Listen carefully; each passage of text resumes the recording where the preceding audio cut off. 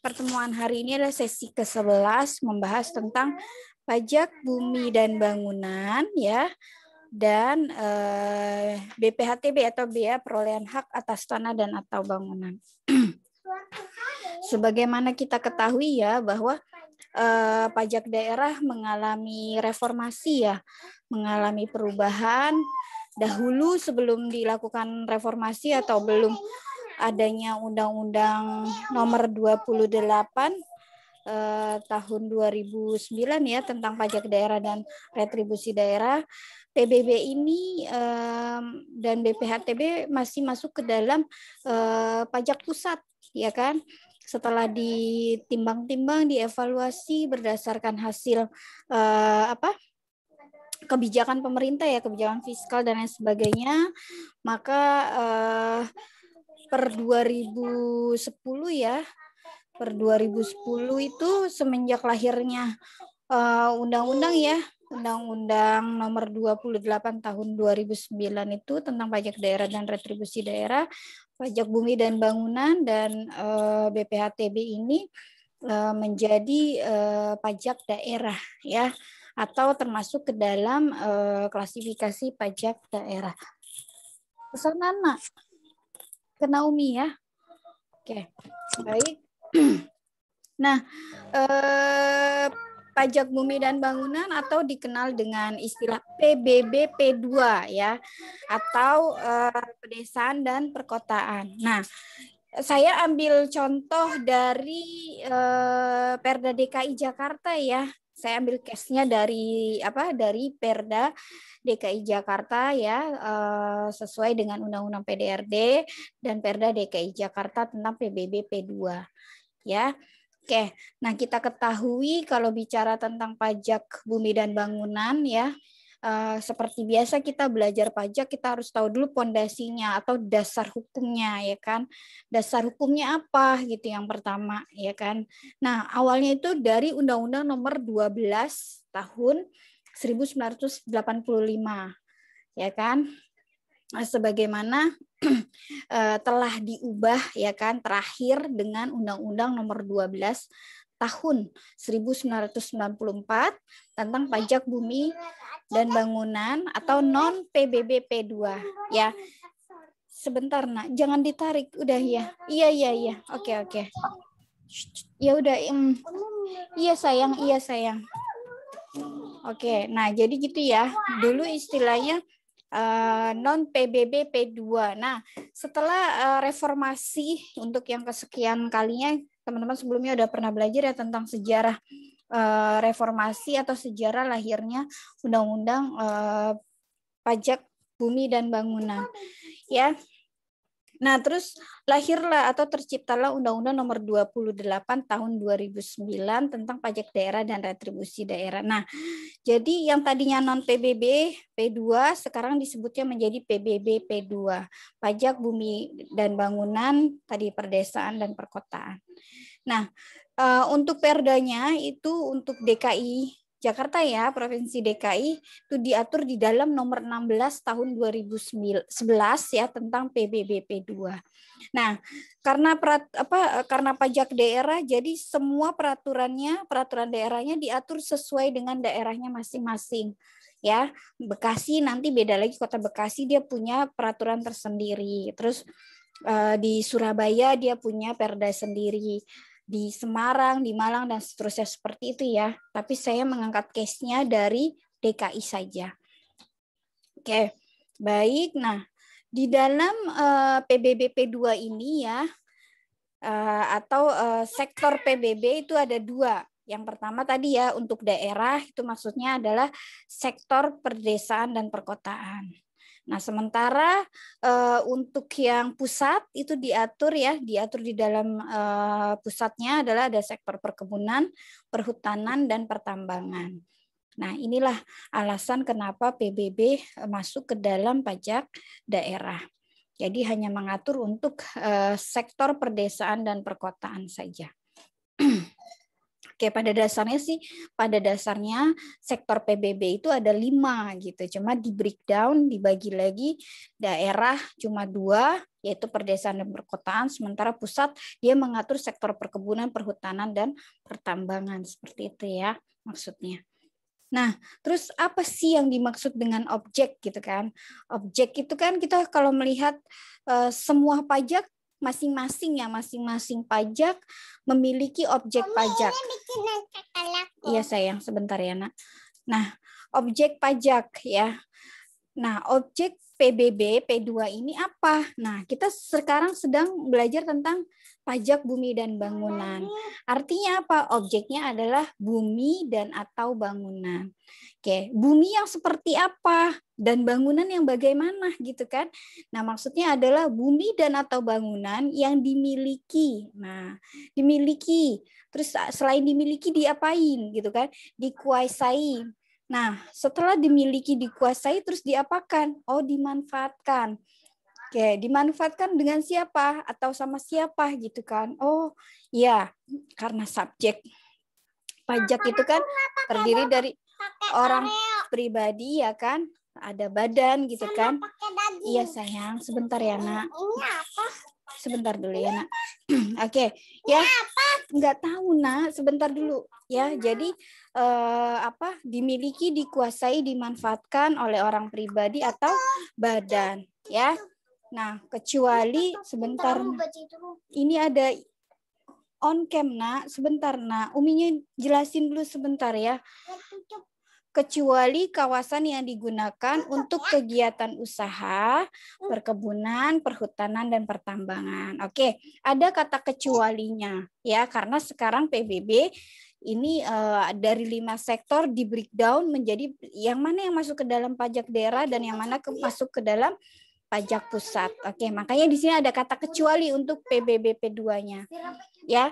Ini diatur di dalam pasal 77. Sebentar, Nak. Abang ke sana dulu.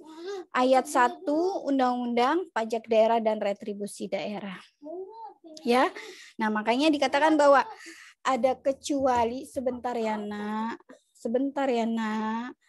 Kecuali kawasan yang digunakan untuk kegiatan usaha, perkebunan, perhutanan, dan pertambangan. Ini mohon maaf ya teman-teman ya, mohon dimaklumi sekali ya.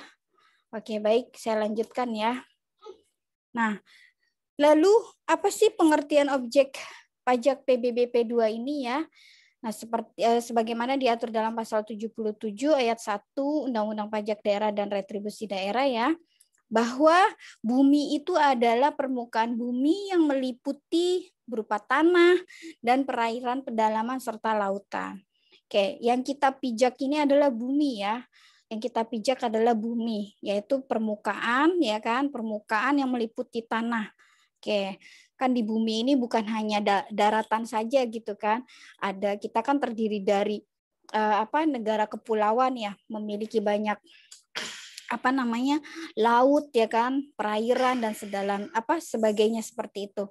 Nah, jadi selain tanah ada perairan ya kan, pedalaman serta laut seperti itu maksudnya ya. Nah, itulah bumi. Nah, lalu apa bangunan? Kalau bangunan udah jelas, bicaranya adalah konstruksi ya kan. Konstruksi teknik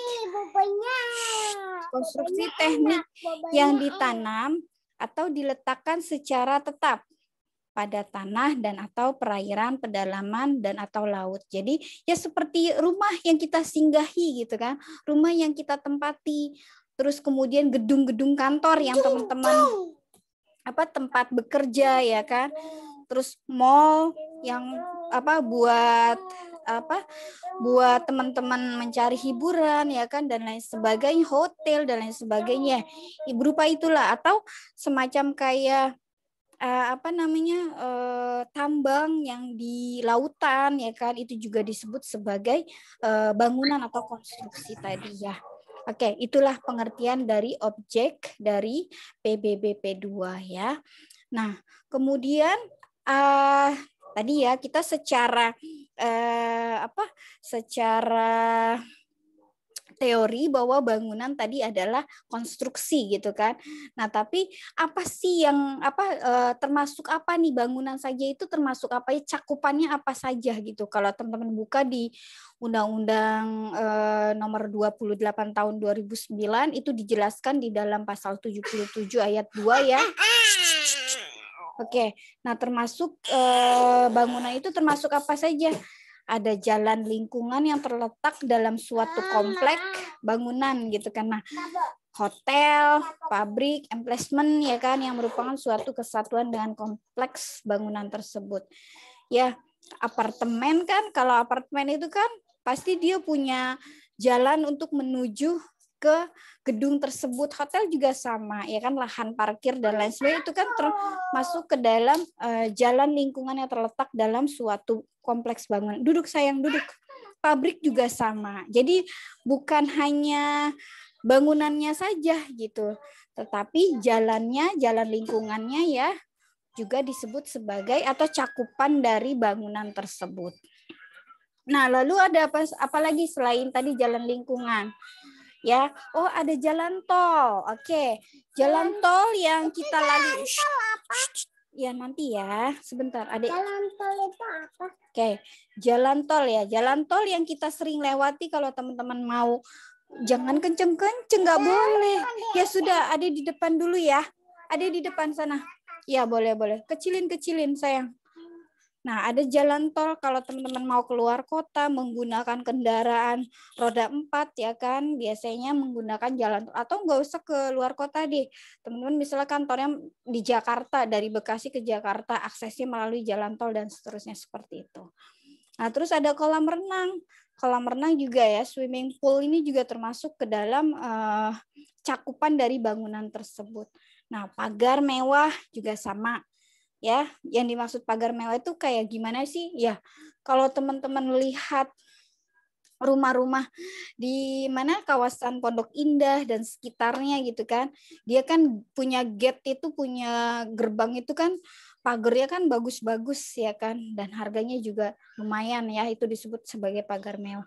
Kalau pagar seperti perumahan klaster-klaster ya masih sifatnya minimalis lah ya kan, seperti itu. Tapi kalau teman-teman jalan ke wilayah selatan ya kan, pokoknya yang daerah-daerah memang yang kalangannya elit ya, itu pasti pagarnya itu bagus-bagus semua, mewah-mewah semua. Oke. Nah, terus apa lagi? Ada tempat olahraga. Nah, sports station ini biasanya ya kayak apa? Ruang gym ya kan, terus lapangan tenis ya kan, bulu tangkis, sepak bola dan lain sebagainya seperti itu. Nah, kemudian ada galangan kapal atau dan dermaga seperti itu ya.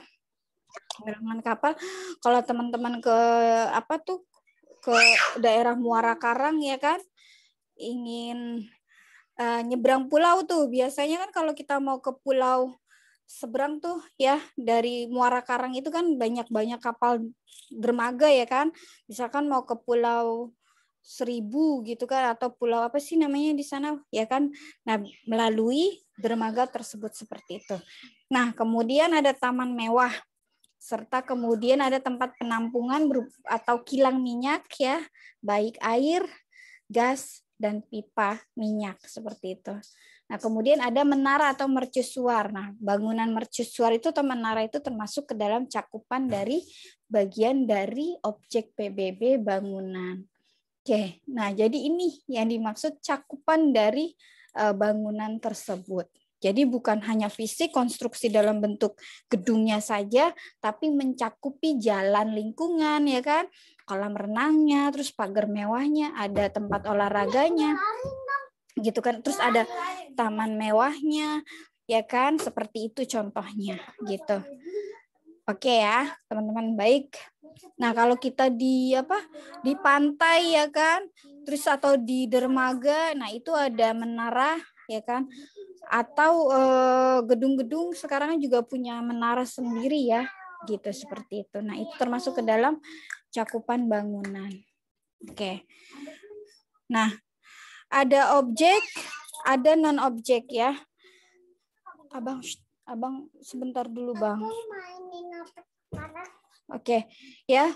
Nih tadi ya, yang bukan objek, ya objek pajak yang tidak dikenakan PBB, yaitu diatur atau digunakan oleh pemerintah daerah untuk penyelenggaraan pemerintah, ya, yang digunakan semata-mata untuk melayani kepentingan umum di bidang ibadah, ya kan, ibadah seperti masjid, ya kan, musola, rumah ibadah apa seperti gereja, pura, wihara, ya kan, seperti itu. Terus atau untuk kepentingan sosial, ya kan, kesehatan, terus pendidikan dan kebudayaan nasional yang tidak dimaksudkan untuk memperoleh keuntungan. Jadi sifatnya nirlaba lah gitu kan. Sifatnya adalah nirlaba, itu tidak termasuk objek dari PBB. Nah, kemudian ada lagi pemakaman atau kuburan ya, peninggalan purbakala atau sejenisnya. Ya, nah terus yang berikutnya cagar budaya yang dimanfaatkan sebagai tempat hunian, ya kan, tempat tinggal, kegiatan usaha dan sejenisnya. Oke, nah terus kemudian sama sifatnya adalah tidak untuk memperoleh keuntungan atau nirlaba seperti itu. Nah, kemudian ada ruang terbuka hijau. Misalnya seperti apa? Seperti kawasan hijau lindung, ya kan, hutan lindung atau hutan binaan kayak gitu ya, hutan suaka alam, hutan wisata atau taman nasional serta taman negara yang belum dibebani suatu hak. Nah, selanjutnya ada gedung-gedung atau bangunan-bangunan yang digunakan oleh perwakilan diplomatik, ya kan, konsulat berdasarkan asas perlakuan timbal balik seperti itu. Artinya apa? Kalau kita punya kedubes, ya kan, kedutaan besar di negara manca, di sana tidak dikenakan pajak, maka perwakilan diplomatik tersebut atau konsulat tersebut tidak dikenakan pajak juga. Seperti itu, contoh. Ya sudah, sebentar dulu, Nak. Ya udah, ada di mana? Ada di mana? Bareng-bareng, sayang, bareng-bareng. Oke. Nah, selanjutnya adalah badan atau perwakilan lembaga internasional yang ditetapkan oleh peraturan Menteri Keuangan. Jadi ada kalau teman-teman buka di undang-undang ya, itu kan ada kayak semacam perwakilan internasional, ada ILO, ya kan, ILO, ya kan, terus kemudian ada WHO, ada PBB, UNICEF, UNESCO dan lain sebagainya, seperti itu ya contohnya. Oke. Baik, ini adalah objek ya dan bukan objek seperti itu.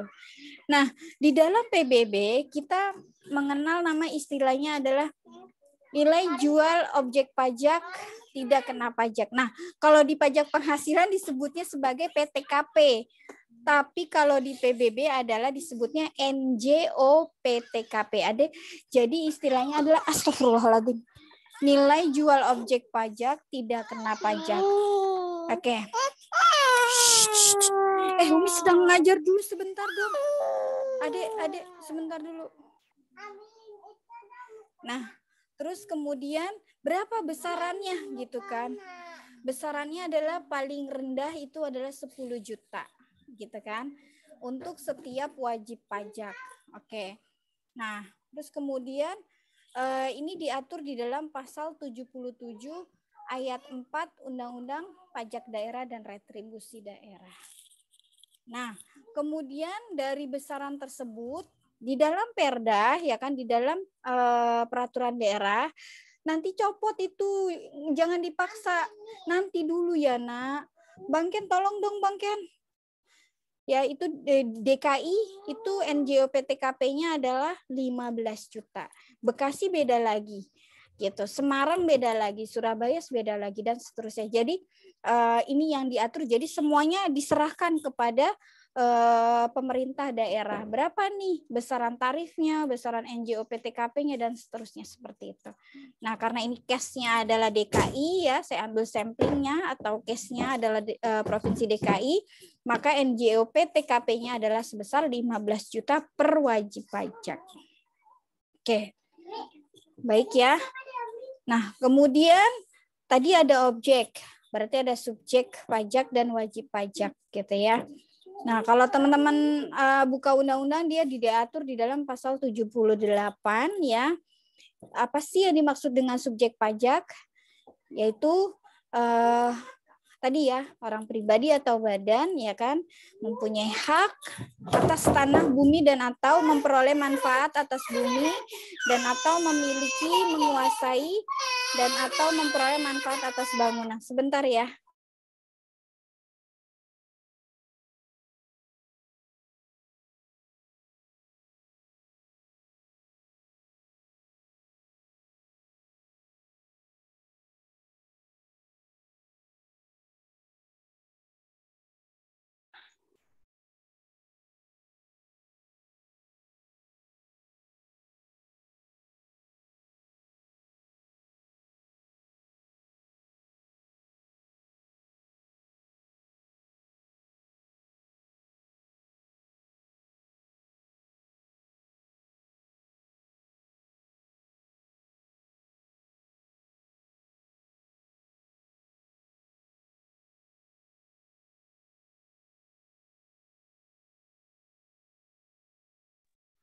Oke, mohon maaf sebelumnya ya.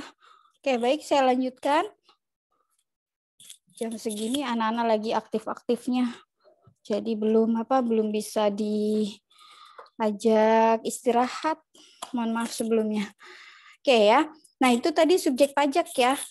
Adalah dia yang mempunyai hak atas tanah atas bumi dan atau memperoleh manfaat dari bumi dan atau memiliki, menguasai dan atau memperoleh manfaat atas bangunan tersebut. Oke, jadi kalau kita simpulkan bahwa subjek pajak ini dia dikenakan kewajiban membayar pajak atau mempunyai kewajiban perpajakan ya kan, seperti membayar pajak. Nah, setelah dia dikenakan kewajiban membayar pajak, maka baru disebut sebagai wajib pajak. Oke. Nah, seperti kita kalau subjek pajak itu kan belum tentu wajib pajak. Tapi kalau pada saat dia sudah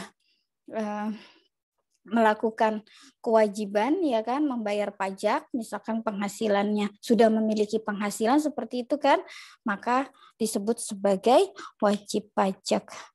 Ya, bayi yang baru lahir saja disebut sebagai subjek pajak, tapi belum menjadi wajib pajak seperti itu karena memang belum memiliki kewajiban. Ya, seperti itu maksudnya. Oke.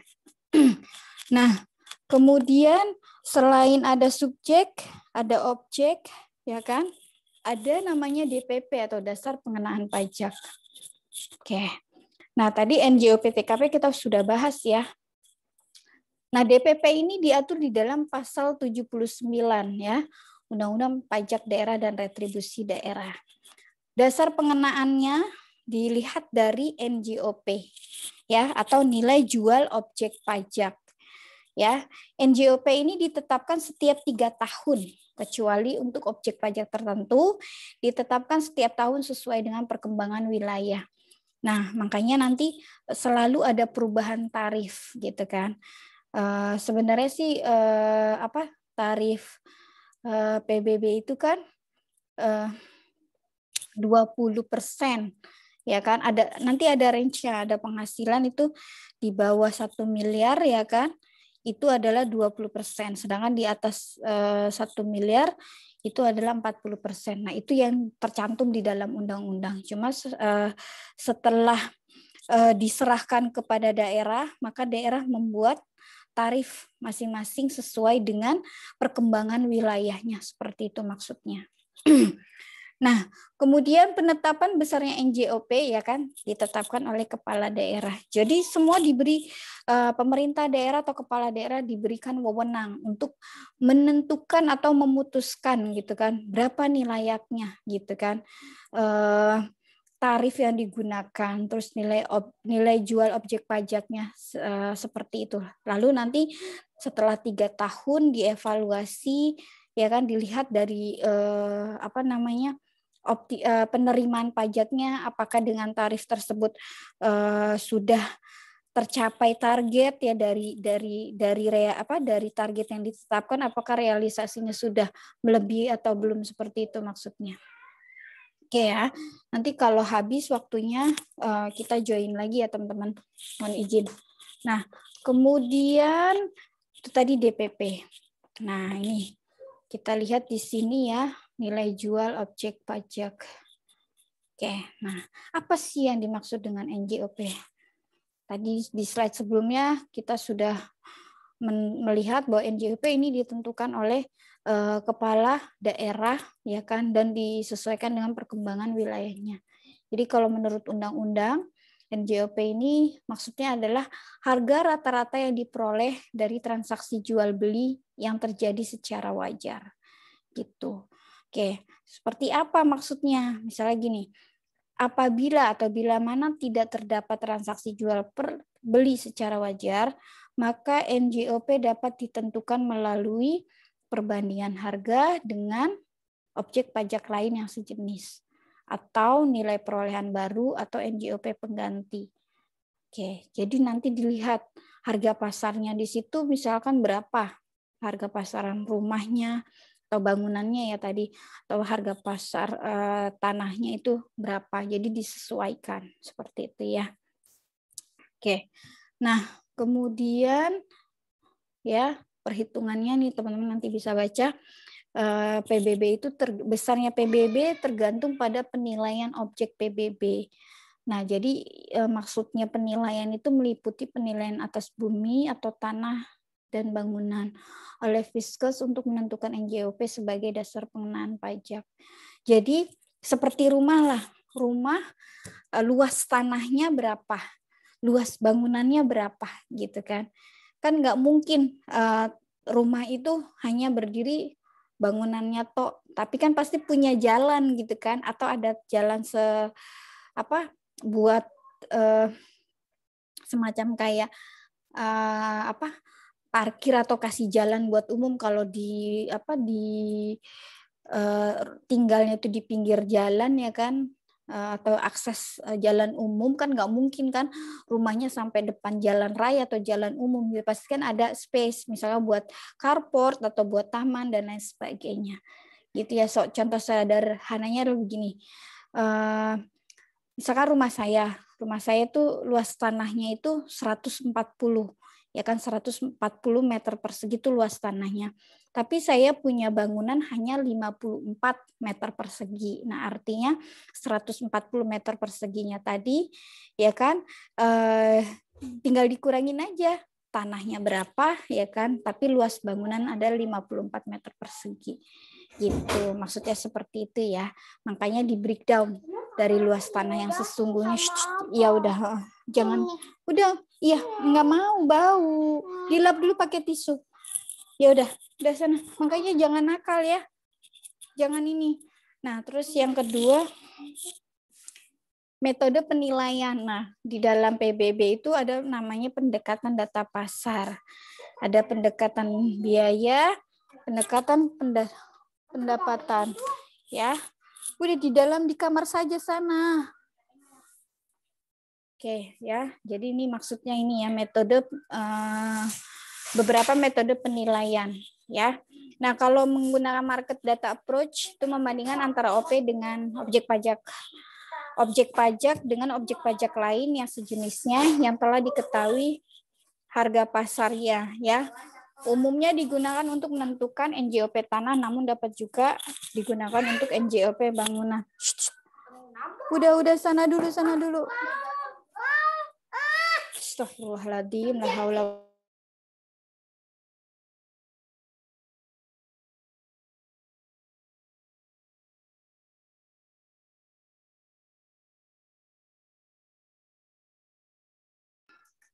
Ya, nah terus ada pendekatan biaya atau cost approach. Maksudnya adalah menghitung seluruh biaya, ya, menghitung seluruh biaya untuk membuat bangunan baru yang sejenis dikurangi dengan penyusutan fisiknya. Nah, biasanya ini untuk NJOP bangunan saja. Nah, yang terakhir ya atau yang ketiga adalah pendekatan pendapatan. Jadi mengkapitalisasi hasil bersih net income-nya dari objek pajak tersebut. Nah, biasanya digunakan untuk NJOP galian tambang atau objek perairan. Oke, ya. Nah, ini nanti teman-teman bisa baca ya di slide. Maksudnya penilaian massal itu apa, ya kan? Oke. Nah, seperti ini ya. Nah, ini ya. Penilaian massal adalah dilakukan terhadap objek pajak yang karakteristiknya cenderung homogen atau mirip, seperti perumahan, persawahan, dan lain-lain. Seperti itu ya maksudnya. Jadi dia sifatnya lebih homogen. Yang kedua, individual. Individual itu adalah ya dilakukan terhadap objek pajak yang mempunyai karakteristik khusus seperti lapangan golf, pelabuhan, laut udara ya, laut atau udara, hotel, apartemen, pusat perbelanjaan, perkantoran dan lain-lain. Nah, itu bedanya penilaian massal dengan penilaian individual. Kalau massal hanya untuk apa tadi? Perumahan ya. Sifatnya homogen seperti itu. Kalau individual ya ada hotel, lapangan golf ya kan, pusat pembelanjaan ya, pembelanjaan, terus kemudian dan lain sebagainya, apartemen ya, seperti itu. Nah, nih diagram metode penilaian bisa dilihat di sini ya. Oke. Nah, oke. Ini maksudnya. Jadi ada tahapannya ya untuk melakukan penilaian dari objek PBB. Makanya kalau beli tanah ya kan atau rumah itu ada namanya PPATK ya, ada pejabat pembuat akte tanah, kan diukur dulu ya. Karena di situ memang tanah dan atau bangunan harus tercatat tersertifikasi oleh negara gitu. Makanya ada sertifikat tanah ya kan dan bangunan tersebut. Oke. Jadi ini metode penilaiannya dari objek PBB tersebut. Ya, berapa nilai buminya, berapa nilai bangunannya, terus diklasifikasi, baru ketemu nanti nilai jual objek pajaknya. Ya, itu untuk penilaian masa. Kalau penilaian individual juga sama, nanti dilihat dulu. Misalnya pendapatan data pasar, pendapatan biaya tadi ya, sama kemudian direkonsiliasi ya kan, terus berapa nilai properti yang sewajarnya dari nilai bangunan dan nilai bumi tersebut, lalu diklasifikasi lagi baru ketemu namanya nilai jual objek pajak. Nah, kalau untuk penilaian massal diperlukan data pembanding, sementara untuk individual dia sama ya, diperlukan data pembanding seperti itu. Astagfirullahaladzim. Nah, ini teman-teman yang tadi saya bilang. Jadi dulu sebelum reformasi ya kan, sebelum dilimpahkan ke Perda, waktu PBB masih masuk ke pajak pusat tadi, tarifnya cuma ada 20% dan 40%. Ya. Nah, tapi untuk Provinsi DKI ini ya, dia dibagi lagi, di breakdown lagi. Kurang dari 200 juta ya kan. Itu 0,01%. Nah, terus di atas 200 juta sampai dengan 2 miliar 0,1%, terus di atas 2 miliar dan kurang dari 10 miliar 0,2%, dan lebih dari 10 miliar adalah 0,3%. Oke. Ya, ini adalah nilai jual objek pajak ya baik secara keseluruhan ya atau total NJOP baik tanah dan atau bangunan tadi, seperti itu. Oke. Nah, cara perhitungan ini rumusnya, misalkan rumahnya senilai 1 miliar ya, berarti pakai tadi ada NJOP ya, JOP ya kan, dikurangi dengan NJOP TKP-nya dikalikan tarif, maka ketemu dia contohnya ya adalah menjadi 2,9 juta. Gitu cara perhitungannya. Oke. Nah, terus ada kapan tahun pajak? Tahun pajaknya itu ya 1 tahun kalender dari Januari sampai dengan Desember. Nah, terus saat menentukan pajak terutangnya, keadaan objek pajak mulai dari per 1 Januari. Tempat terutangnya yaitu di wilayah daerah yang meliputi letak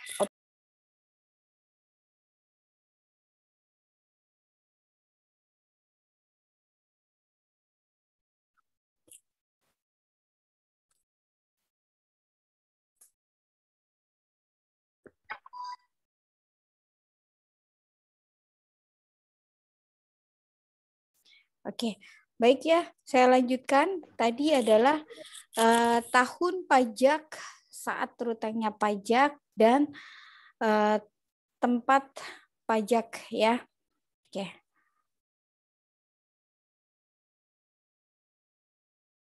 Oke, baik ya. Kita lanjutkan. Nah, pendataannya itu dilakukan menggunakan SPOP atau Surat Pemberitahuan Objek Pajak. Nah, SPOP ini harus diisi dengan jelas, benar, lengkap, serta ditandatangani oleh si subjek pajak atau si wajib pajak tadi. Dan dikembalikan paling lambat adalah 30 hari sejak diterimanya SPOP. Oke. Ya, ini yang dimaksud dengan pendataan. Nah, bentuknya itu seperti ini SPOP. Jadi nanti dilihat jenis transaksinya apa gitu kan. Terus nilai objek pajaknya. Terus ada NOP bersama ya kan, asal, SPT lama dan seterusnya. Jadi nanti ini diisi dulu pengajuan terlebih dahulu seperti itu. Oke. Ya, nanti jangan lupa. Nah, ini ada sket atau dena lokasinya, bisa dibuat, tanda tangani tanggal berapa dan seterusnya. Nah, ini lampirannya ya dari SPOP. Oke. Zan ya. Data tambahan ya. Nah, jadi seperti ini kurang lebih bentuknya ya untuk SPOP. Ada 2 halaman. Oke, ini saya bagi biar masuk ke dalam slide seperti ini. Oke. Nah, nih tadi kan di dalam SPOP itu ada namanya istilah NOP, adalah nomor objek pajak ya. Nah, di dalam PBB ini, PBB adalah pajak objektif ya. Dia termasuk ke dalam pajak objektif. Jadi pengenaan pajaknya itu dilihat dari objek pajaknya, ya, daripada subjek pajaknya. Makanya setiap objek pajak perlu diketahui identitasnya, asal muasalnya seperti itu, ya. Nah, NOP ini ya nomor objek pajak bersifat unik. Satu NOP hanya untuk satu objek pajak, ya, dan permanen sifatnya. Nah, artinya apa? Tetap walaupun berubah kepemilikan sepanjang objek pajak tidak berubah karena pemecahan atau penggabungan bidang tanah. Nah, jadi kalau kita beli rumah yang pernah ditempati oleh pembeli terlebih dahulu ya, pemilik lama, itu biasanya rumah tersebut atas nama pemilik sebelumnya, seperti itu. Contohnya ya. Oke, baik. Nah, ini strukturnya, ada kode wilayah, ya, kode NOP. Nah, ini nomornya misalnya seperti ini. 31. Nah, ini kode provinsi ya. Terus 34 adalah kabupaten kota. Ini contohnya 73. Nah, kemudian bagian ini 3 digit ini untuk kecamatan. Kemudian 8910 ya ini desa atau kelurahan. Ini ada blok, nomor urut objek, dan tanda khusus.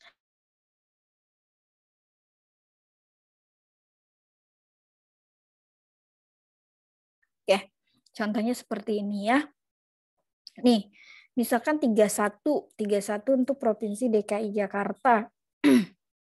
73 ini adalah maksud ke dalam kota Jakarta Pusat secara administrasi ya. Terus 050 itu adalah kecamatannya Senen ya. Terus 001 kelurahannya adalah Keramat. Nah, kode 009 ini adalah kode blok 9 di kelurahan tersebut.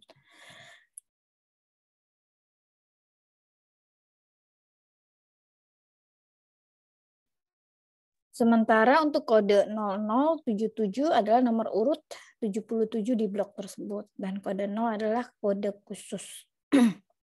Oke, ini maksudnya seperti ini. Ya, kalau kita melihat struktur dari nomor objek pajak tersebut. Nah, ini contohnya tadi. Misalnya ini dalam satu zona ya blok Blok adalah zona geografis yang terdiri dari sekelompok objek pajak yang dibatasi oleh batas alam dan atau buatan manusia yang bersifat permanen atau tetap. Contohnya tadi, dia ada di dalam satu perumahan, ya, di mana perumahan itu kan memiliki blok-blok, ya kan, nama jalan, ada jalan Melati 1, Melati 2, Melati 3, terus ada bloknya. Misalnya bloknya berapa nih? Oh, 39. Tapi dia masuk ke dalam nomor urutnya 77. Oke, makasih. Gini maksudnya tadi ya, yang dimaksud dengan blok atau nomor blok tadi ya, atau nomor urutnya. Nah, ini peta zona atau peta blok dari nilai tanah. Ini kalau kita lihat seperti ini. Ya, itu ada 004, 007, 003, 001 dan seterusnya. Oke. Ya. Jadi SPOP ini harus diisi dengan jelas, artinya adalah jangan sampai salah tafsir gitu, tidak menimbulkan salah tafsir. Benar, maksudnya adalah sesuai dengan keadaan sebenarnya. Fisiknya kalau luasnya tanahnya 140 ya ditulis 140 gitu kan. Kalau luas bangunan 54 ya ditulis 54 dan seterusnya seperti itu. Lengkap, data diisi semua secara lengkap ya dan ditandatangani. Untuk apa? Untuk secara hukum, di mata hukum adalah sah kalau ada tanda tangan tersebut. Oke. Nah, ini ya penetapan pajak. Selanjutnya dari tadi mulai didaftarkan melalui SPOP, kemudian ditetapkan pajaknya melalui atau dikenal dengan istilah namanya SPPT, Surat Pemberitahuan Pajak Terutang. Jadi setelah diterbitkan SPOP maka timbullah SPPT, Surat Pemberitahuan Pajak Terutang. Nah, setelah itu baru ada SKPD atau Surat Ketetapan Pajak DRA.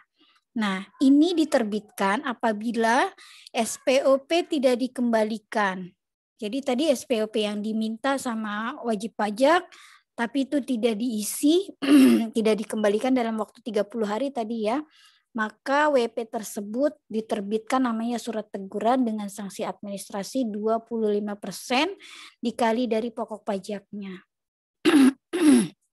Nah, setelah itu dilihat dulu dari hasil pemeriksaan ya atau keterangan lain. Nah, baru nanti penghitungan PBB-nya terutang biasanya lebih besar dari PBB terutang sesuai yang ada di SPOP. Karena tadi ada sanksi administrasi sebesar 25%. Contohnya seperti itu ya. Oke, baik. Nah, ini nanti teman-teman bisa lihat proses penetapan PBB-nya bagaimana ya. Saya lihat di sini. Dilihat dari klasifikasinya ya, seperti yang tadi saya jabarkan. Oke. Nah, kemudian ini bentuknya SPP TPBB. Ya, ini ada NOP, nomor objek pajaknya, terus ini nama dan alamatnya, terus letak objek pajaknya ada di mana ya. Terus berapa nih buminya atau tanahnya dan luas bangunannya. Nah, nanti dilihat NJOP per meter perseginya berapa. Baru dikalikan, nah ketemu ini adalah 8 NJOP NJOP atau DPP-nya ya. Itu 810, kemudian dikurangi NJOP TKP, maka ketemu NJOP PKP ya, nilai objek pajak untuk objek pajak, nilai jual objek pajak kena pajak NJOP PKP sebesar 795. Nah, maka dikalikan tarif di sini karena masih di bawah ini ya, di bawah jadi pakai tarif yang 0,1%. Oke. Sehingga menghasilkan 795.975. Oke, ini PBB terutangnya. Nah, ini ada tanggal jatuh temponya setiap tahun ya. Tanggal jatuh tempo untuk PBB adalah akhir Agustus ya, setiap tahunnya. Oke, bisa dibayar di mana? Nah, ini ada tempat lokasi atau loket pembayarannya. bisa di Bank DKI, BRI ya kan, atau BRI Syariah, BCA, Mandiri, dan seterusnya. Oke, nah nanti di sini ada tanda tangannya. Kemudian di sini ya, ada keterangannya, nanti kapan diterimanya, bisa tanda tangan di sini. Oke, ini contoh SPPT PBB P2. Oke. Ya, tuh. Nah, tadi yang di bawah. Nah, ini dia banyak nih dikenakan tarif karena dia objek pajaknya termasuk ke dalam objek pajak strata title. Ya, karena di sini ada bumi bangunan, ada bumi bersama dan bangunan bersama. Walaupun masih di bawah ya, masih di bawah 2 miliar, maka dikenakan tarif 0,3%. Kalau tadi kan 0,1%. Gitu. Oke, jadi dia lebih tinggi ya tarifnya karena tadi dia masuk ke dalam objek pajak strata title. Nah, ini contoh penghitungan angsuran PBB. Jadi PBB ini pembayarannya ya bisa diangsur sama seperti pajak-pajak yang lainnya. Gitu. Kalau dirasa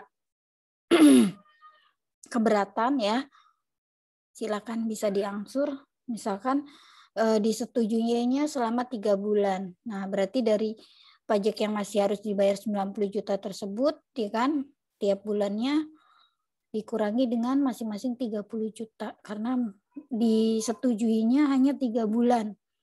Nah, maka bunganya yang harus dibayar bulan pertama karena pokoknya masih 90 juta, jadi dikalikan 2% menjadi 1,8 juta. Sementara bulan kedua sudah berkurang karena sudah dibayar tadi ya 30 juta menjadi 60 juta dikali 2% sama dengan 1,2 juta. Dan yang selanjutnya bulan terakhir atau bulan ketiga karena sudah dibayar lagi tadi ya. Jadi tersisa 30 juta dikali 2%, maka PBB terutangnya ya atau sanksinya tadi sebesar Rp600.000. Oke, ini kalau dilakukan angsuran. Seperti itu teman-teman. Nah, ini yang bagaimana sih? Jadi kalau nanti teman-teman nulis skripsi ya, mengangkat tema tentang pemungutan pajak bumi dan bangunan ya, misalkan di Kota Bekasi atau Kabupaten Bekasi dan sekitarnya. Nah, bagaimana sih cara pengelolaan pemungutan PBB itu ya kan, atau di DKI nanti melakukan riset di penelitian untuk skripsinya. Nah, alurnya itu seperti ini. Pasti nanti ditanya pengelolaan pemungutan PBB itu seperti apa gitu. Nah, kita harus tahu. Tadi ya saya sudah jelaskan bahwa diawali dari adanya surat pemberitahuan SPOP tadi ya. Ya, ada SPOP ini dikasih waktu sampai dengan 30 hari. Kalau dikembalikan maka dia akan mendapatkan SPPT. Nah, SPPT jatuh temponya adalah 6 bulan ya. Nah, oke. Kalau dia telat ya kan, misalkan telat ya. Terus ada STPD ditambah bunga 2%. Oke. Kalau tidak dibayar, maka nanti penagihannya ada surat paksa, yaitu alurnya. Tapi kalau misalnya SPOP-nya tidak dikembalikan, maka akan dikeluarkan SKPD plus denda 25% dari pokok pajak. Nah, jadi begini alurnya pengelolaannya. Ya. Oke. Nah, ini tata caranya. Selambat-lambatnya adalah 6 bulan ya. SKPD itu harus dilunasi dalam jangka waktu 1 bulan sejak tanggal diterbitkan. Kemudian WP bisa mengangsur atau menunda pembayaran pajak, tapi dikenakan bunga sebesar 2% setiap bulannya. Nah, pembayaran bisa dilakukan di bank pemerintah atau daerah atau swasta, Kasda ya, Kas Daerah atau BPKD, atau tempat lain yang ditunjuk oleh kepala daerah. Kayak kalau di DKI bisa melalui Bank DKI ya. Terus kalau di Bekasi bisa menggunakan, atau di Jawa Barat lah, bisa menggunakan BJB. Seperti itu contohnya. Oke. Ya, di keberatan nanti bisa dibaca ya teman-teman. Nah, sama PBB juga berlaku. Ada sanksi, ya kan, terus ada keberatan, ya kan, ada pemeriksaan sama di PBB seperti itu, namanya pajak ya, ada pemeriksaan, ya kan, ada penyidikan, terus ada keberatan, ada banding dan seterusnya. Ya, kalau misalkan terjadi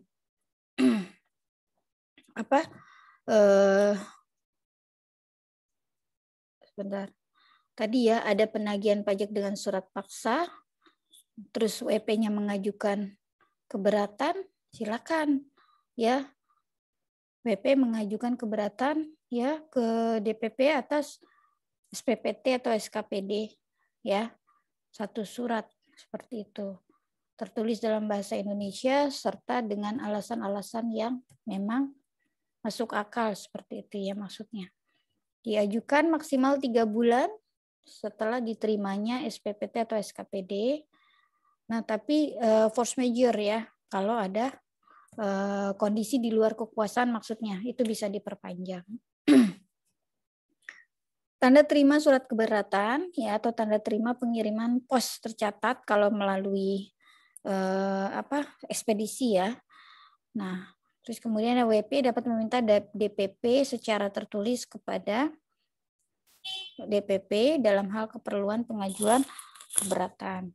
Kemudian pengajuan keberatan tidak menunda kewajiban membayar pajak. Oke. Ini proses penyelesaiannya ya. SK keberatan terbit maksimal 12 bulan sejak diterimanya surat pengajuan. Nah, keberatan melampaui 12 bulan, SK keberatan menerima seluruhnya atau menerima seluruhnya maksudnya seperti itu. Kemudian wajib pajak dapat memberikan alasan penjelasan tertulis tambahan sebelum SK keberatan diterbitkan. Lalu SK keberatan berupa menerima seluruhnya atau menerima sebagiannya atau menolak menambah besarnya pajak terutang. Kemudian dikenakan denda 50% dari pajak yang masih harus dibayar dengan memperhitungkan pajak yang telah dibayar jika permohonan diterima, sebagian atau ditolak. Atau WP tidak mengajukan banding. Nah, ini dibayar maksimal adalah 1 bulan sejak SK ya, keberatan terbit. Nah, untuk keberatan atas SKPD, misalkan adanya ketidakbenaran pengisian SPOP, maka WP harus membuktikan ketidakbenaran tersebut. Oke. Nah, ini proses penyelesaiannya seperti itu. Diatur di dalam Perda DKI pasal 20. Nah, apabila wajib pajak tadi ya atau subjek pajak setelah dilakukan keberatan dia mengajukan banding, nah ini boleh. Artinya apa? Ada ketidakpuasan dalam SK keberatan tersebut. Maka WP atau subjek pajak tadi bisa mengajukan banding ke pengadilan pajak.